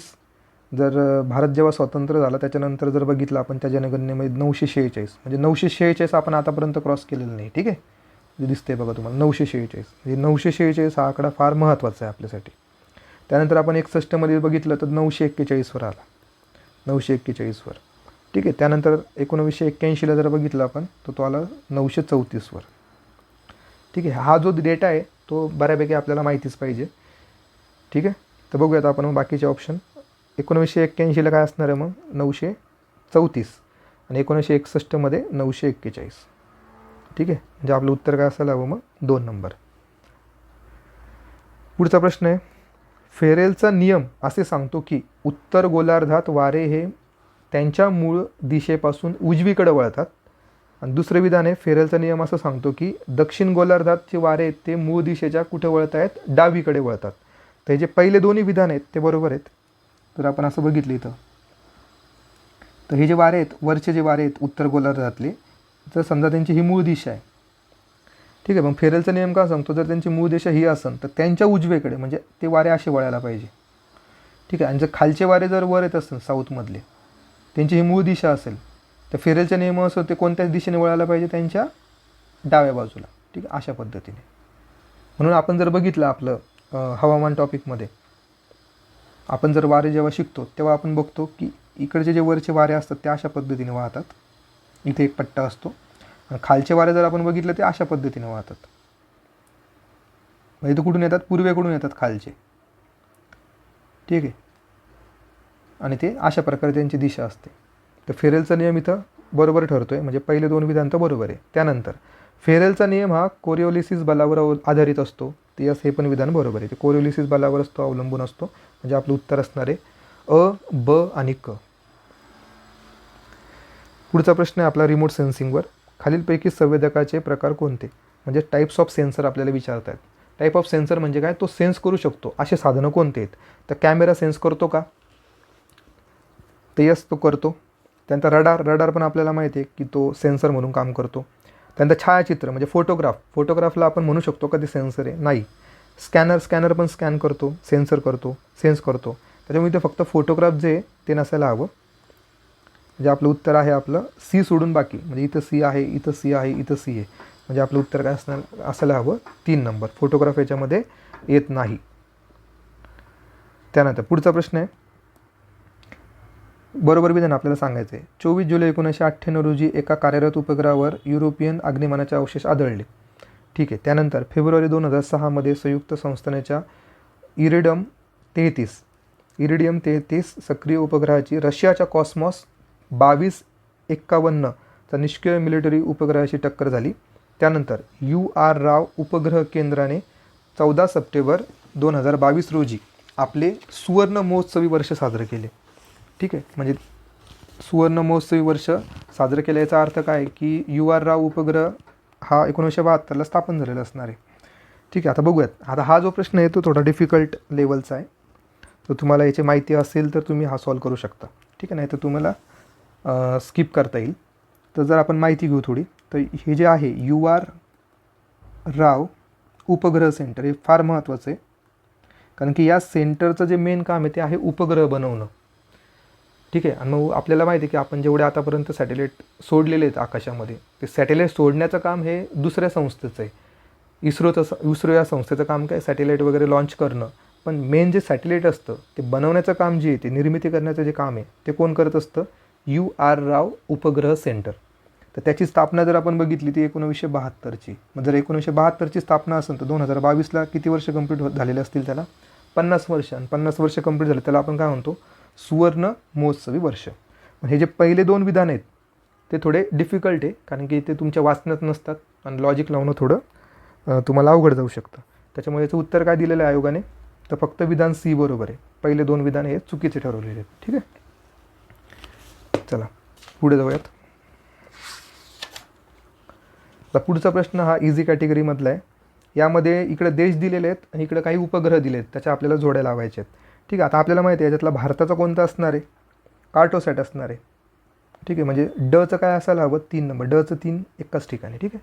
बाकी तुम्हाला बाकीच्या देशांचं माहिती नसलं तरी पण तुम्हाला इथे काही हरकत नाही, तुम्ही तुमच्या उत्तरापर्यंत पोहोचू शकतात. फक्त तुम्हाला भारताचं माहिती पाहिजे, कार्टोसॅट.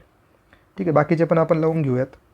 जर आपलं 3 नंबर ऑप्शन असेल तर फ्रान्सचं काय असणार आहे मग, स्पॉट. त्यानंतर इस्रायलचं काय असणार आहे, इरॉस. ठीक आहे. अमेरिकेचं काय असणार आहे, अर्ली बर्ड सॅटेलाईट. आणि कॅनडाचं आहे रडारसॅट. ठीक आहे. चला पुढे जाऊयात. DRDOने किंवा DRDOच्या मार्गदर्शनाखाली कोविड-19साठी कोणती लस तयार करण्यात आली. त्यावेळेच्या करंट अफेअर्समध्ये ही न्यूज होती, त्याच्यामुळे सोपा प्रश्न होता हा. 2DG नावाचं जे काही लस होती ती बनवली होती DRDOच्या मार्गदर्शनाखाली. 2DG. ठीक आहे. बाकीचे ऑप्शन नाही याच्यामध्ये. 3 नंबर आपलं उत्तर असणार आहे. खालीलपैकी दूरसंवेदनाची मूळ तत्त्वे कोणती आहे. The fundamental principle of remote sensing. पहिलं सोलार एनर्जी, सेन्सर, रडार आणि प्लॅटफॉर्म. तर रडार जर बघितलं आपण तर रडार याच्यामध्ये येत नाही. सोलार एनर्जी येते, सेन्सर येतं, प्लॅटफॉर्म येतं, रडार त्याच्यामध्ये येत नाही. ठीक आहे. रडारला सोडून जर बघितलं आपण त्याचं उत्तर असणार आहे 3 नंबर. अ, ब आणि ड. रडार हे फंडामेंटल प्रिन्सिपलमध्ये येत नाही. 100 नंबरचा प्रश्न बघतोय. सॅटेलाईटवर प्रश्न विचारलेला सत्यविधान आपल्याला सांगायचे. GSAT-3 हा भारतीय शिक्षण क्षेत्राला सेवा पुरविणारा पहिला उपग्रह आहे. तर यस बरोबर आहे. GSAT-3 शिक्षण क्षेत्रातला आहे. वर्ष 2001 METSAT-1 या उपग्रहाचे कल्पना-1 असे नामांतर करण्यात आले.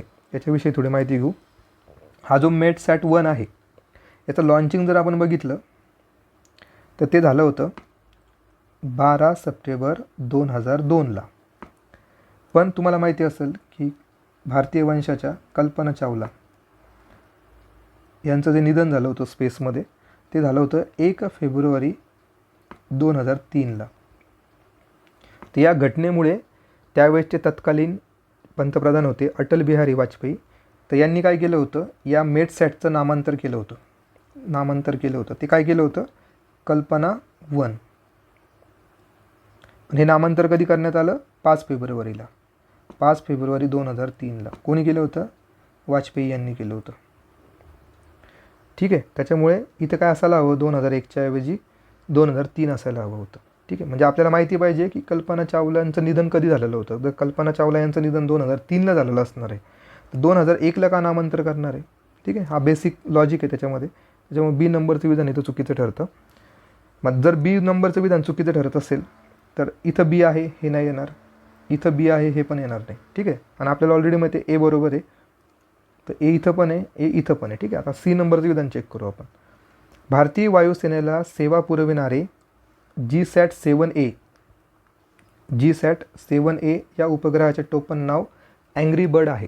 ठीक आहे. तर हे विधान बरोबर आहे, सी नंबरचं विधान बरोबर. म्हणजे आपलं उत्तर काय असायला हवं मग 2 अ आणि क. ठीक आहे. म्हणजे आपल्याला इथं काय भेटलं आहे माहिती, METSAT-1ची माहिती भेटली, कल्पना 1 त्याचं नाव करण्यात आलं होतं, आणि GSAT-7Aची माहिती भेटली की जे वायुसेनेला सेवा पुरवतं आहे आणि त्याचं नाव आहे अँग्री बर्ड. ठीक आहे. आणि शिक्षण क्षेत्रातलं कोणतं आहे, GSAT-3. तर ही पुढच्या एक्झामसाठीची इन्फॉर्मेशन आहे तुमच्यासाठी. पुढचा प्रश्न बघूयात. विलास साळुंके, बिंदेश्वर पाठक, सुनीता नारायण आणि अरुण देशपांडे इथे अशी सूची दिलेली आहे आणि तिथं त्यांचं काम दिलेलं आहे. तर करंट न्यूजमध्ये होतं हे की जे बिंदेश्वर पाठक आहेत तर त्यांची न्यूज होती सुलभ शौचालय संस्थेची त्यांनी स्थापना केलेली होती. ठीक आहे. त्याच्यामुळे करंट न्यूजमध्ये असल्यामुळे तुम्ही परिक्रमा वगैरे वाचलं असेल किंवा इयरबुक वाचलं असेल, त्याच्यामुळे तुम्ही हे बघितलं असेल की बिंदेश्वर पाठक यांचं सुलभ शौचालय काय होती, एक संस्था होती. त्याच्यामुळे या प्रश्नाचं उत्तर लगेच तुम्हाला भेटून जातं, कारण की बीचं जर तुम्ही 2 बघितलं तर ते एकच ठिकाणी. ठीक आहे. लगेच तुमचं उत्तर भेटून जातं. म्हणजे तुम्हाला मेन्सचा अभ्यास करताना करंटचा पण टच द्यायला हवा, तर तुम्हाला त्याचा फायदा होतो. बाकीचे पण ऑप्शन लावून घेऊयात. विलास साळुंके कशाच्या बाबतीत आहे, पाणी पंचायतीचे प्रणेते आहेत. त्यानंतर बिंदेश्वर पाठक बघितलं. Sunita Narayan down to earth या पत्रिकेचे प्रकाशक आहेत. अरुण देशपांडे जर आपण बघितलं तर कमी खर्चात विज्ञानग्राम नावाची आधुनिक वसाहत त्यांनी बसवलेली आहे. विज्ञानग्राम नावाची आधुनिक वसाहत. ठीक आहे. 101 नंबरचा प्रश्न आपण बघितला, करंट बेसवर होता तो. पर्यावरणाचे कायदे आणि त्यांचे वर्ष. तर हा एकदम बेसिक प्रश्न आहे, आपण GS2 पण केलेले ते कायदे आणि पर्यावरणामध्ये पण केलेले आहेत. वन्यजीव रक्षण कायदा 1972चा आहे. वाईल्ड लाईफ, त्याला आपण काय म्हणतो, वाईल्ड लाईफ प्रोटेक्शन ॲक्ट. ठीक आहे. आपल्याला तो सिलेबसमध्ये पण आहे. वन संरक्षण कायदा जर बघितला तर 1980चा आहे. त्यानंतर जल प्रतिबंधक कायदा बघितला तर तो 1974चा आहे. आणि हवा प्रतिबंध कायदा जर बघितला आपण तर तो 1981चा आहे. म्हणजे आपलं उत्तर काय असायला हवं, 3 number.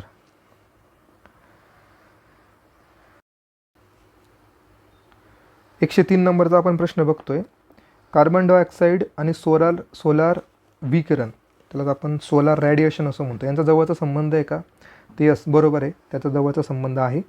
Sulphur dioxide, carbon dioxide, काजळी, नायट्रोजन डायऑक्साईड या वायूंच्या वनस्पतीच्या अवयवावरील स्थापत्यामुळे प्रकाश संश्लेषण क्रिया मंदावते, तर हे पण बरोबर आहे. काजळी, धूळ, धातूचे कण, विषारी वायूंमुळे वनस्पतीच्या बाष्प उत्सर्जनात वाढ होते. तर वाढ न होता हे काय होत असतं, मंदावते असते ती क्रिया. म्हणजे बाष्प उत्सर्जन हे कमी होत असतं असं म्हणायला पाहिजे. कारण की जेव्हा पानांवर जर काजळी साठलेली असेल किंवा साचलेली असेल किंवा धूळ त्याच्यावर बसलेली असेल पानांवर, तर पानांचं बाष्पीभवन कसं होणार आहे, बाष्पीभवन होणारच नाही आहे. त्याच्यामुळे 3 नंबरचं विधान हे चुकीचं आहे. मग 3 नंबरचं विधान चुकीचं कुठे दिसतंय बघा तुम्हाला, इथे बरोबर म्हणतायत तर हे गेलं. इथे दिसतंय का तुम्हाला, इथं चूक तर दिसत नाही, त्याच्यामुळे हे पण गेलं. इथं पण 3 नंबर आपल्याला दिसतंय का चुकीचं, नाही दिसत आहे, त्याच्यामुळे हे पण गेलं. ठीक आहे.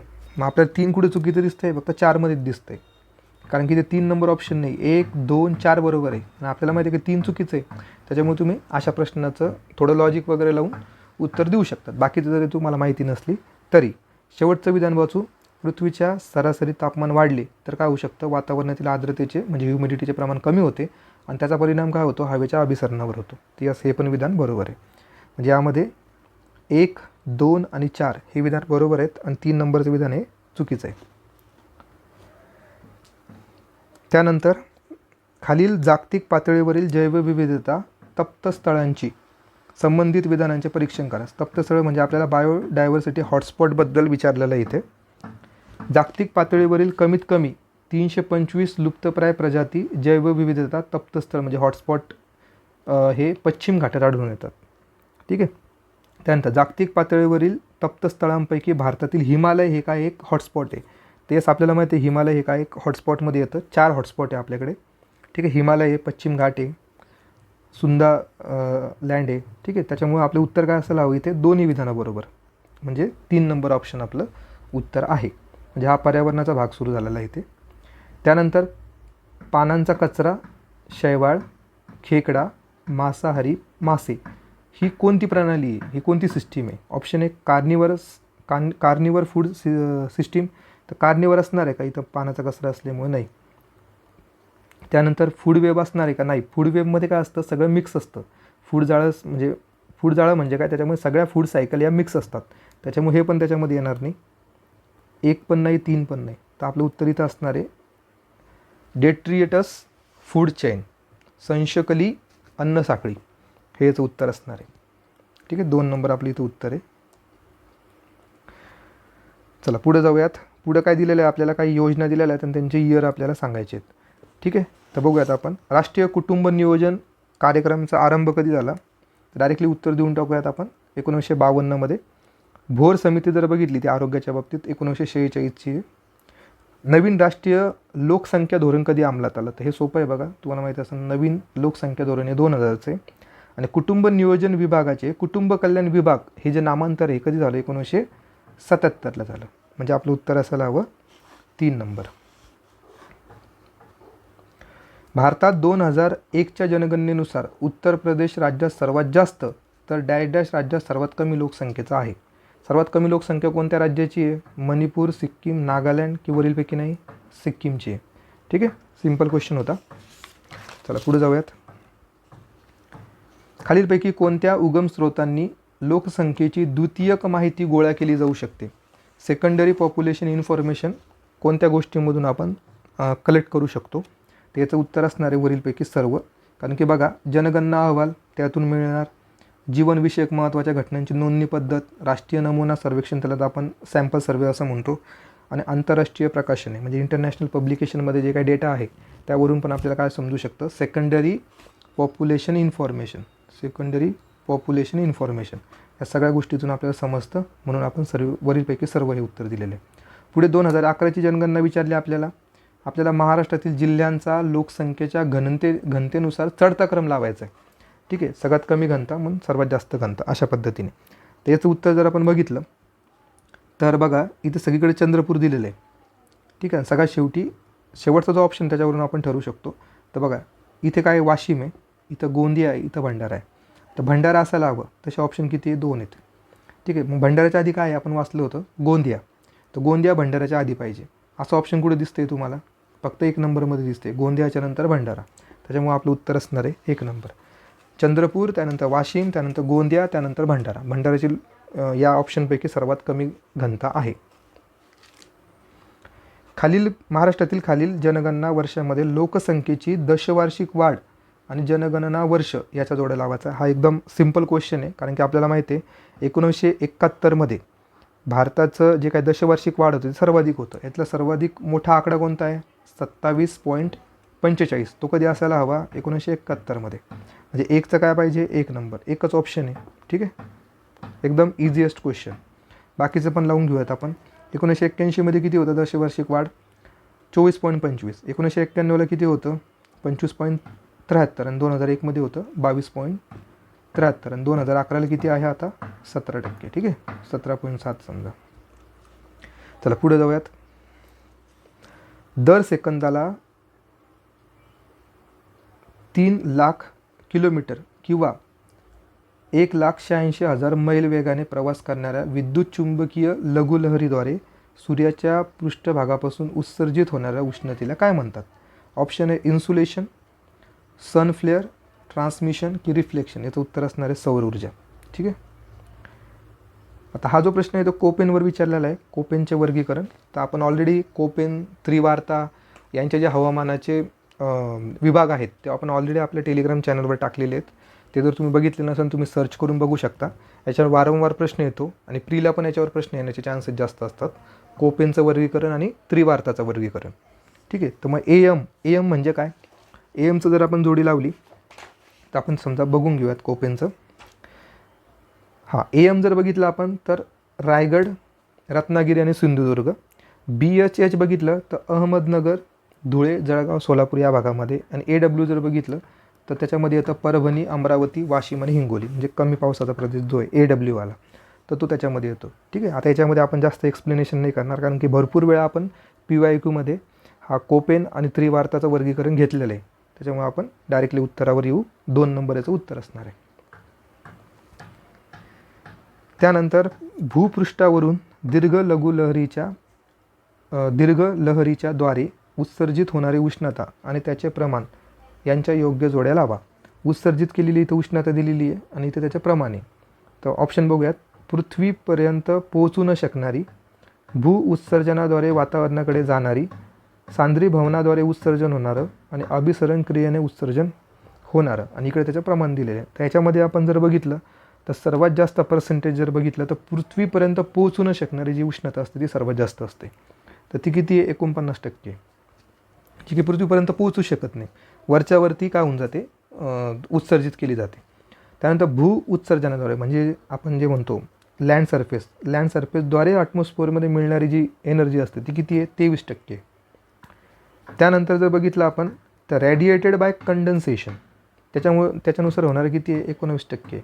आणि अभिसरण क्रिया म्हणजे रॅडिएटेड बाय कन्व्हेन्शनमुळे काय होतं? सर्वात कमी ऊर्जा काय होत असते? उत्सर्जित होत असते.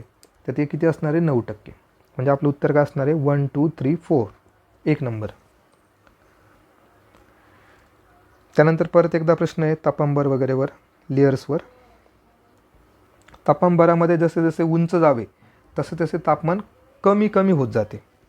ठीक आहे. तापांबर जर बघितला तर सगळ्यात खालचा असतो, त्याच्यामध्ये जर बघितलं आपण तर उंची कमी होत जाते, हे माहिती आहे आपल्याला. त्यानंतर परत उंची वाढत जाते, परत कमी होत जाते. तर ते जो आपण ॲटमॉस्फिअरचे लेअर बघतो, ट्रोपोस्फिअर, स्टॅटोस्फिअर, तर त्यामध्ये हा पार्ट येतो. उंचीनुसार तापमान कमी होण्याचे जे प्रमाण आहे ते कसं असतं? दर 160 मीटरला 1 डिग्री सेल्सिअस असतं, म्हणजे जे कमी होण्याचं त्याला आपण लॅप्स रेट असं म्हणतो. तर तो पण बरोबर इथे दिलेला. त्यानंतर तापांबरामध्ये उन्हाळ्यात तापमान घट दर हा 160 मीटर उंचीला 1 डिग्री सेल्सिअसपेक्षा कमी असतो, आणि तापांबरामध्ये हिवाळ्यात तापमान घट ही 160 मीटर उंचीला 1 डिग्री सेल्सिअसपेक्षा जास्त असते. ठीक आहे. मला सांगा, आता जर हिवाळा असेल, ठीक आहे, तापांबरामध्ये हिवाळा आहे, इथे हिवाळा आहे आणि वर इथं उन्हाळा आहे. ठीक आहे. तर उन्हाळा जर असेल तर तापमान घट ही काय व्हायला पाहिजे? जास्त व्हायला पाहिजे. आणि हिवाळ्यात असेल तर तापमान घट ही कमी व्हायला पाहिजे. त्याच्यामुळे हे दोन्ही विधान इथं चुकलेले. ते शक्यतो ते कॉन्स्टंटच राहतात, त्याच्यामध्ये काही बदल होत नाही. त्याच्यामुळे फक्त याच्यामध्ये आपण 1 आणि 2 यालाच बरोबर ठरवणार आहेत, आणि 3 आणि 4ला काय ठरवणार आहे? इथं चुकीचं ठरवणार आहे. ठीक आहे. त्याच्यामुळे याचं उत्तर काय असणार आहे? आपलं 3 नंबर. चला पुढे जाऊयात.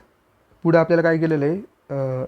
आपले जे ॲटमॉस्फिअरमधले जे वायू आहेत त्या वायूंविषयी प्रश्न विचारलेला. कधी कधी याचं पर्सेंटेज विचारलं जातं की नायट्रोजन किती प्रमाणात आढळतं वातावरणामध्ये, अशा पद्धतीचे प्रश्न. तर बघा, याच्यापैकी जर आपण बघितलं तर ऑर्गनला काय म्हणतो आपण? नोबल गॅस असं म्हणतो. ठीक आहे. म्हणजे 4चं काय असायला हवं? 1 नंबर. ठीक आहे. लगेच उत्तर तुमचं येऊन जातं 1 नंबर. बाकीचं तुम्हाला बघायची पण गरज नाही आहे. नायट्रोजन जर बघितलं आपण तर ते काय रासायनिकदृष्ट्या फारसं क्रियाशील नाही. ऑक्सिजन जर बघितलं आपण तर रासायनिकदृष्ट्या क्रियाशील असतो. आणि कार्बन डायऑक्साईड बघितला तर पृथ्वीपासून बाहेर पडणाऱ्या उष्णतेच्या उत्सर्जनाने वातावरणात शोषण. काही प्रश्न असे की तुमचे म्हणजे जोड्या लावा असे प्रश्न असतात की ते तुम्हाला डायरेक्ट बोनस असतात. ठीक आहे. त्या 4पैकी एक जरी जोडी माहिती असेल तर तुम्ही लगेच उत्तरापर्यंत पोहोचतायत. ठीक आहे. त्याच्यामुळे हा थोडा चांगला पार्ट केला आहे आयोगाने ह्या वर्षीच्या पेपरमध्ये. पुढचा प्रश्न आहे थोडा करंटमध्ये पण होता हा, सध्या विधानसभेमध्ये पण त्याची चर्चा चालू होती. NDVIवर. बघा NDVI काय? विद्युत चुंबकीय वर्णपटलाच्या कोणत्या पट्ट्याचा वापर करून वनस्पतीच्या सामान्यकृत फरक निर्देशांक काढला जातो? कोणत्या कलरचा किंवा कोणत्या इलेक्ट्रोमॅग्नेटिक स्पेक्ट्रमचा यूज करून NDVI काढला जात असतो? ठीक आहे. तर NDVI कशामधून काढला जातो? रेड आणि नियर इन्फ्रारेड यावरून तो काढला जात असतो. ठीक आहे. त्याचं उत्तर असणार आहे 4. सध्या करंटमध्ये होता म्हणून त्यांनी विचारलेला होता. सरासरी 1400 मीटर उंची असलेल्या भूप्रदेशाचे हवाई छायाचित्रण एकाच 7500च्या प्रमाणात घेतले जाते. कॅमेराची फोकल लांबी जर 15 सेंटीमीटर असेल आणि समुद्र सपाटीपासून उड्डाणाची उंची किती असेल ते हे आपल्याला काढायचं आहे. तर बघा मित्रांनो, थोडं आपण जर याचा फॉर्म्युला बघितला तर याचा फॉर्म्युला दिलेला आहे. स्केल आपल्याला काढायची आहे. ठीक आहे, तर बघू इथं थोडं आपल्याला जागा भेटते का. ठीक आहे, तर आपण गिवन डेटा जर बघितला तर याच्यामध्ये आपल्याला हाईट दिसते 1400 मीटर. त्यानंतर स्केल दिलेली आहे आपल्याला 1/7500 आणि फोकल लेंथ आहे 15 सेंटीमीटर. ठीक आहे, आणि याचा फॉर्म्युला दिलेला आहे scale is equals to small F divided by capital H minus H. ठीक आहे, आणि स्केल पण आपल्याला माहिती आहे. स्केल किती आहे आपली जर आपण बघितलं तर स्केल दिलेली आहे आपल्याला 1/7500 इज इक्वल्स टू फोकल आपल्याला दिलेला आहे 15 सेंटीमीटर. फोकस 15 सेंटीमीटर आहे, पण आपल्याला मीटरमध्ये करून घ्यावं लागेल, म्हणजे 10⁻². खाली कॅपिटल एच आपल्याला काढायचं आहे. ठीक आहे, आणि मायनस कशातून करणार आपण, स्मॉल एचमधून, म्हणजे 1400 मधून. ठीक आहे, याचं जर तुम्ही कॅल्क्युलेशन केलं तर तुम्हाला याचं उत्तर भेटून जाईल. याला जर आपण सॉल्व केलं तर एच इज इक्वल्स टू तुम्हाला भेटतं 25 मीटर. ठीक आहे, याचं कॅल्क्युलेशन केल्यावर हा जो फॉर्म्युला आहे तो इथे इम्पॉर्टंट आहे. ठीक आहे, म्हणजे आपलं उत्तर काय असणार इथे 3 नंबर. ठीक आहे, चला हा पण क्वेश्चन झाला आपला. पुढे जाऊयात. डॅश हा IIT Mumbai student satellite programme अंतर्गत पहिला सह उपग्रह होता जो 26 सप्टेंबर 2016 रोजी पृथ्वीच्या कक्षेत सोडण्यात आला होता. ऑप्शन आहे स्वयं, निओसॅट, उत्तम की प्रथम. तर प्रथम. ठीक आहे, त्यावेळेचं जर करंट तुम्ही वाचलेलं असेल तर तुम्हाला भेटून जाईल याचं उत्तर. प्रथम नावाचा सॅटेलाईट होता, किंवा GS4 आपण तो त्याचा स्टडी करतच असतो. सांख्यिकी संचातील भौगोलिक घटकांचे अवकाशीय संबंध सलग रूपात प्रक्रियेत बदलत नाहीत, याला काय म्हणतात. The spatial relationship between the geographical element in a data set that do not change under a continuous transformation is referred as. त्याचं उत्तर असणार आहे टोपोलॉजी. ठीक आहे, सांख्यिकीय माहिती असते याच्यामध्ये. Geographical elements in a data set that do not change under the continuous transformation, topography आपण त्याला, किंवा टोपोलॉजी आपण त्याला असं म्हणतो. कार्टोग्राफी नसणार आहे, कार्टोग्राफी म्हणजे मॅप्सच्या रिलेटेड असतं. मॉर्फोलॉजी पण नसणार आहे, नन ऑफ द दिस तर नसणारच आहे. चला आजच्या व्हिडिओमधला शेवटचा क्वेश्चन आपण बघतोय. कोणत्या प्रकारचे प्रक्षेपणाच्या मध्यवर्ती बिंदूशी संबंधित असलेली दिशा अबाधित ठेवते. Which type of projection preserves absolute direction relative to the central point of projection. हे प्रोजेक्शनचे टाईप्स आहेत. तर याचं उत्तर जर आपण बघितलं तर ॲझिमुथल प्रोजेक्शन. ठीक आहे, 1 नंबर याचा ऑप्शन असणार आहे. आता हा जो प्रश्न आहे की 120 नंबरचा, तर 120 नंबरचा प्रश्न जर तुम्हाला सॉल्व करायचा असेल, तुम्हाला जे प्रोजेक्शन्स असतात रिमोट सेन्सिंगमधले, हे प्रोजेक्शन्स माहिती पाहिजे. त्याच्यामध्ये भरपूर टाईप्स असतात. ट्रान्सवर्स प्रोजेक्शन असते, किंवा त्याच्यामध्ये ऑर्थोग्राफिक प्रोजेक्शन असतं, पॅरलल प्रोजेक्शन असतं. तर प्रोजेक्शनचे वेगवेगळे प्रकार आहेत. तर त्याच्यापैकी आपल्याला विचारलेला आहे ॲझोथोमुथल प्रोजेक्शन. ठीक आहे, आता हा थोडा जो डेटा आहे तो थोडा डिफिकल्ट जातो मुलांना, आणि मग त्याच्यामुळं आपण जे काही रिमोट सेन्सिंगचा पार्ट आहे तर तो थोडा डिफिकल्ट जातो. का, कारण की त्याला थोडं डिटेलमध्ये स्टडी करावं लागते आणि खूप टेक्निकल सब्जेक्ट येतो. येतात 5च क्वेश्चन, पण त्याच्यासाठी अभ्यास फार करावा लागतो आपल्याला. त्याच्यामुळे जर तुम्ही PYQ चांगले केले या रिमोट सेन्सिंगसाठी तर नक्की तुमचे असे पण प्रश्न सॉल्व्ह होऊन जातील. तर बघा मित्रांनो, तुम्हाला हा व्हिडिओ कसा वाटला हे तुम्ही कॉमेंट सेक्शनमध्ये नक्की सांगा. अजूनही माझ्या चॅनलला तुम्ही सबस्क्राईब केलेलं नसेल तर नक्की सबस्क्राईब करा आणि तुमच्या मित्रांनाही शेअर करा. आणि व्हिडिओ पूर्ण आवडला असेल तर नक्की लाईक करा. आणि व्हिडिओ पूर्ण बघितल्याबद्दल धन्यवाद.